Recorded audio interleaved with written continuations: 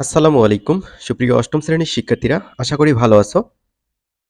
এই ভিডিও থেকে তোমাদের 2025 সালের ইংলিশ ফার্স্ট পেপার বইয়ের আলোচনা শুরু হলো। এই ভিডিওতে আমরা unit 1 a glimpse of our culture এই ইউনিটের লেসন অন পিপলস মিউজিক এই লেসনের সকল কাজ এবং যে প্যাসেজটি আছে সেটা বাংলা অর্থ করে দেওয়ার চেষ্টা করব। আ গ্লিম্পস অফ আওয়ার কালচার এটার অর্থ কি? এটার অর্থ হচ্ছে আমাদের সংস্কৃতির এক ঝলক। এখানে গ্লিম্পস অর্থ হচ্ছে ঝলক আর কালচার অর্থ হচ্ছে সংস্কৃতি। পিপলস মিউজিক এটার অর্থ হচ্ছে লোকগান বা সাধারণ মানুষের মধ্যে প্রচলিত গানকে বোঝায়। এখানে 4টি ডাক টিকেট দেখতে পাচ্ছ, 1টি 2টি 3টি 4টি। তো এখানে যা বলা হয়েছে সেটা আমরা অর্থ সহ দেখব এখন। A set of four stamps issued on 21 July 2011 on traditional musical instruments of Bangladesh. এটার বাংলা অর্থ হচ্ছে বাংলাদেশের ঐতিহ্যবাহী বাদ্যযন্ত্র নিয়ে 21 জুলাই 2011 সালে 4টি ডাক টিকেটের একটি সেট প্রকাশিত হয়। তোমরা ছবিতে যে 4টি ডাক টিকেট দেখতে পেলে, তো ওইটা একটা সেট আকারে প্রকাশিত হয়েছিল এই তারিখ এবং এই সালে। তারপর এখানে দেখো এ নম্বরে বলা হয়েছে ওয়ার্কস ইন পেয়ার্স। এখানে 4টি কোশ্চেন আছে, এগুলো জোড়ায় জোড়ায় আলোচনা করে সমাধান করতে হবে। চলো আমরা এই 4টি কোশ্চেনের আনসার করে ফেলি। 1 নম্বর কোশ্চেন এরকম ছিল, what kinds of music do you hear in your daily life? আপনার বা তোমার দৈনন্দিন জীবনে কি ধরনের গান শুনে থাকো বা শুনে থাকেন? Are they related to your family tradition or culture? সেগুলো কি আপনার বা তোমার পারিবারিক ঐতিহ্য বা সংস্কৃতির সাথে সম্পর্কিত? এইটার ইংরেজি দেখো, I listen to modern songs, folk songs and religious songs. আমি প্রতিদিন আধুনিক গান, লোকগান আর ধর্মীয় গান শুনি। বাউল and Bhatiali songs are connected to our family tradition. বাউল আর ভাটিয়ালি গান আমাদের পরিবারের ঐতিহ্যের সাথে জড়িত। 2 নম্বর question, how do you think music changes over time? আপনার বা তোমার কি মনে হয় সময়ের সাথে সঙ্গীত পরিবর্তিত হয়?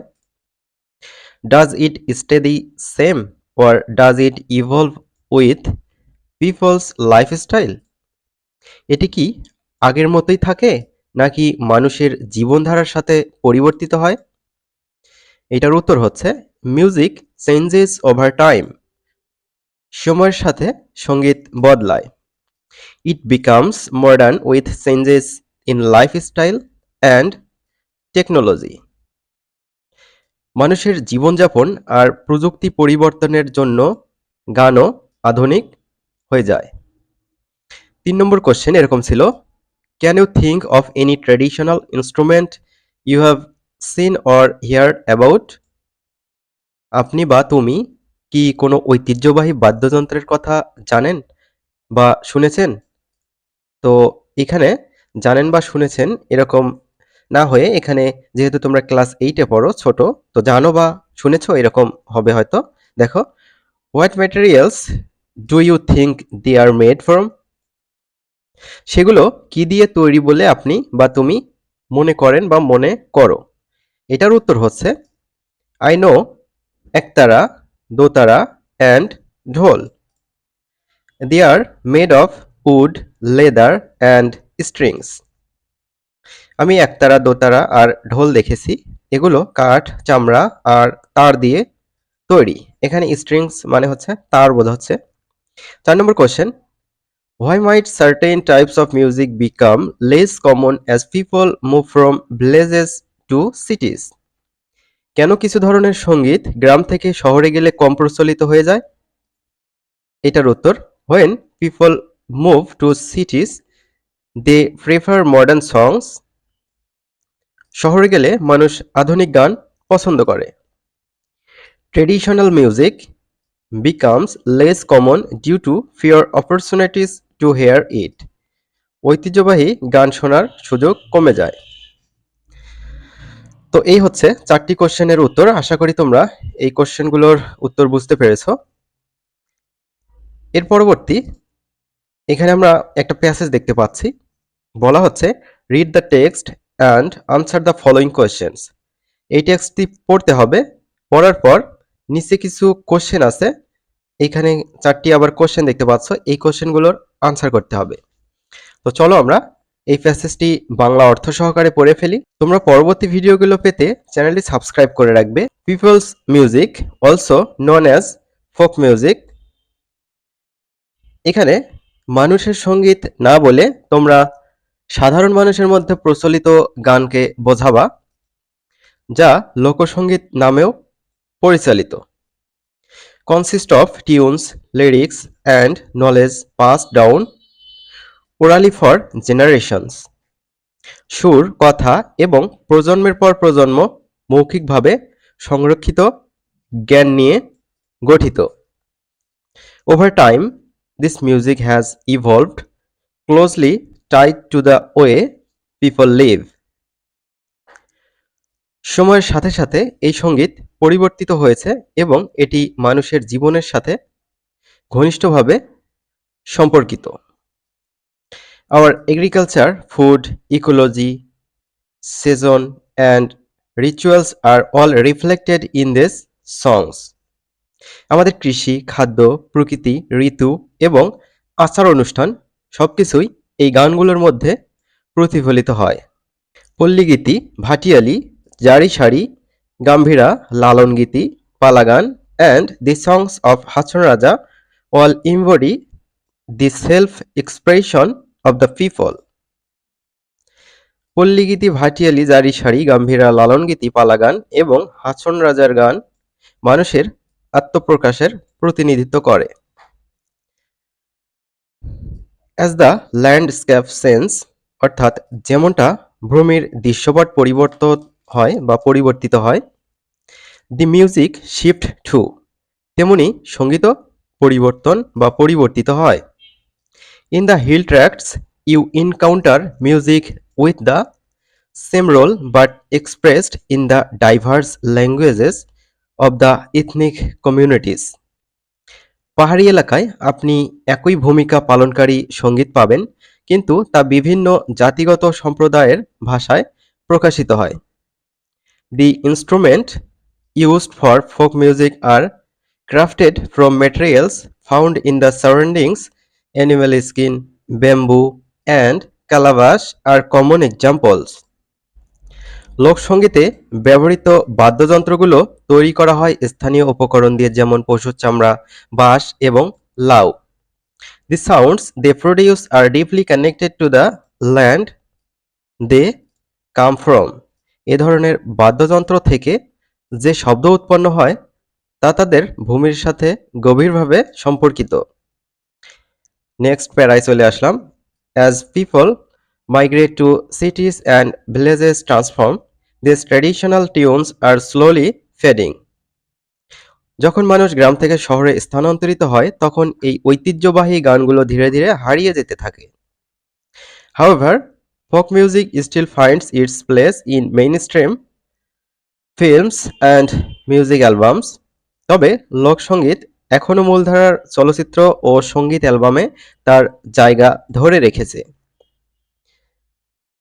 তো আমরা শেষের দিক চলে এসেছি। এখন আমরা এই 2 লাইন পড়ব। The following are translation of a Hachon Raja song and a Bhavaya song featured in the film Asiya, directed by Fateh Lohani. নিচে হাছন রাজার একটি গান এবং ভাওয়াইয়া গান অনুবাদ করা হয়েছে, যা ফাতে লোহানি পরিচালিত আসিয়া চলচ্চিত্রে প্রদর্শিত হয়েছে। অর্থাৎ আসিয়া নামের একটা চলচ্চিত্র তৈরি হয়েছে, যার মধ্যে এই যে হাছন রাজার একটা গান আর ভাওয়াইয়া গান প্রকাশিত হয়েছে। তো এখানে হাছন রাজার যে গানটা ছিল সেটা ইংরেজিতে লিখে দেওয়া হয়েছে। লোকে বলে বলে রে এই গানটা তোমরা এটা ইউটিউব দেখে শুনে নিতে পারো। বাংলা যে গানটা শুনবা তার সাথে এই ইংলিশ ট্রান্সলেট যদি করো সেরকম কিছু মিল পাবা না অবশ্য। কোশ্চেনগুলো আমরা এখন সলভ করব। এখানে যে 4টি কোশ্চেন আমরা দেখতে পাচ্ছি এগুলো সলভ করব। 1 নম্বর question, what are some examples of Bangladeshi folk music genres mentioned in the passage? পাঠে উল্লেখিত বাংলাদেশের কিছু লোকগানের ধারার উদাহরণ কি কি? অর্থাৎ যে টেক্সটটা আমরা পড়লাম ওর মধ্যে লোকগীতি কি কি ছিল সেগুলো এখানে লিখতে হবে। Examples of Bangladeshi folk music genres mentioned in the passage are palligiti, bhatiali, jari, sari, gambhira, Lalon geeti, palla gaan and the songs of Hason Raja. পাঠে উল্লেখিত বাংলাদেশের লোকসঙ্গীতের উদাহরণ হলো পল্লীগীতি, ভাটিয়ালি, জারি সারি, গম্ভীরা, লালন গীতি, পালা গান এবং হাছন রাজার গান। 2 নম্বর কোশ্চেনটা এমন ছিল, how are the instrument used in folk music connected to the land and environment? লোকগানে ব্যবহৃত বাদ্যযন্ত্রগুলো কিভাবে ভূমি ও পরিবেশের সাথে সম্পর্কিত? Answer: the instruments used in folk music are made from animal skin, bamboo, and calabash. The sounds are deeply connected to the land they come from. অর্থাৎ লোকগানের বাদ্যযন্ত্র পশুর চামড়া, বাঁশ এবং লাউ দিয়ে তৈরি। এই বাদ্যযন্ত্র থেকে উৎপন্ন শব্দ তাদের ভূমির সাথে গভীরভাবে সম্পর্কিত। 3 নম্বর question, what happens to folk music as people move to cities and villages change? যখন মানুষ শহরে স্থানান্তরিত হয় এবং গ্রামগুলো পরিবর্তিত হয় তখন লোকসঙ্গীতের কি ঘটে? উত্তর: as people move to cities and villages change, traditional folk music start to fade slowly. যখন মানুষ শহরে চলে যায় এবং গ্রামগুলো পরিবর্তিত হয় তখন ঐতিহ্যবাহী লোকসঙ্গীত ধীরে ধীরে হারিয়ে যেতে থাকে। 4 নম্বর question, how is Bangladeshi folk music still present in mainstream media despite its decline? বাংলাদেশের লোকসঙ্গীত বিলুপ্তির পথে থাকা সত্ত্বেও কিভাবে মূলধারার মিডিয়াতে এখনো উপস্থিত? এগুলো কিন্তু আমরা প্যাসেজের মধ্যেই পড়েছি, তো উত্তর প্যাসেজেই পেয়ে যাওয়া। উত্তর দেখো, despite its decline Bangladeshi folk music still finds its place in mainstream films and music albums. বিলুপ্তির পথে থাকা সত্ত্বেও বাংলাদেশের লোকসঙ্গীত এখনও মূলধারার চলচ্চিত্র এবং সঙ্গীত অ্যালবামে তার জায়গা ধরে রেখেছে। তো শিক্ষার্থীরা, আশা করি তোমরা এই প্রশ্নগুলোর উত্তর বুঝতে পেরেছো। প্যাসেজটি খুব সুন্দরভাবে তোমাদের পড়তে হবে, তাহলে আরো ভালোভাবে বুঝতে পারবে। আমরা পরবর্তী ভিডিওতে পরবর্তী লেসন এটির সকল প্রশ্ন নিয়ে আলোচনা করব।